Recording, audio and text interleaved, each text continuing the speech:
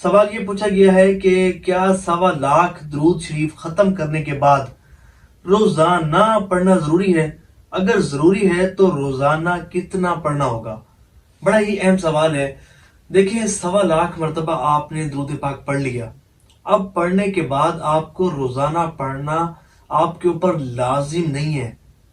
یہ بعض اوقات ذہنوں میں لوگوں کے وساوس ہوتے ہیں کہ بھئی اگر کہیں ایسا تو نہیں کہ اگر ہم 1.25 مکمل کر لیا اس کے بعد اگر ہم روزانہ نہ پڑھیں تو کہیں رجعت میں مبتلا نہ ہو جائیں، کہیں کسی پریشانی میں مبتلا نہ ہو جائیں، کہیں ایسا تو نہیں کہ 1.25 مرتبہ پڑھ لیا تو اب ہم نے درود پاک کو اپنے اوپر لازم کر لیا، اگر نہیں پڑھیں گے تو ہم گناہ گار ہوں گے یا کسی پریشانی میں مبتلا ہو جائیں گے۔ تو دیکھیں، 1.25 مرتبہ اگر آپ نے پڑھ لیا نا، اگر آپ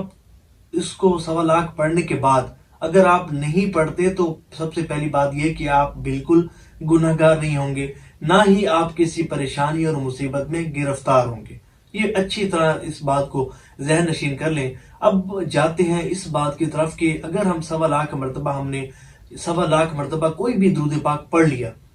تو اب ہمیں کیا اس کو کنٹینیو کرنا چاہیے، اس کی کوئی تعداد مقرر کرنی چاہیے، روزانہ اس کو پڑھنا چاہیے؟ تو دیکھیں، بہتر یہی ہے کہ اگر آپ نے کوئی صیغہ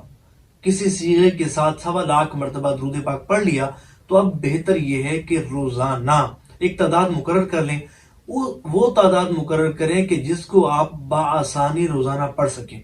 اور روزانہ اسی تعداد میں آپ اس درود پاک کے صیغے کو پڑھیں۔ اس کا فائدہ کیا ہوگا؟ دیکھیں، جب ہم کوئی وظیفہ ایک اچھی تعداد میں پڑھ لیتے ہیں جیسے کہ 1.25 مرتبہ،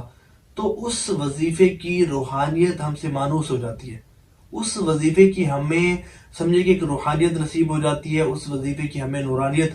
نصیب ہو جاتی ہے۔ اور تو میں یہ سمجھتا ہوں کہ اگر کسی نے 1.25 مرتبہ پڑھا ہے تو اسے چاہیے یہ ہے کہ وہ روزانہ درود پاک کو اسی درود پاک کو ضرور پڑھے، ایک تعداد رکھ لے، اگر زیادہ نہیں بھی پڑھا جاتا مختصر تعداد رکھ لے، تھوڑی تعداد رکھ لے، لیکن پڑھے ضرور، اور پڑھے ایسے نہیں کہ بے توجہی کے ساتھ، بے دھیانی کے ساتھ، بلکہ کامل توجہ کے ساتھ اس درود پاک کو پڑھے۔ یقین مانیے اتنا اس کو فائدہ ہوگا کہ جس کا وہ سوچ نہیں سکتا۔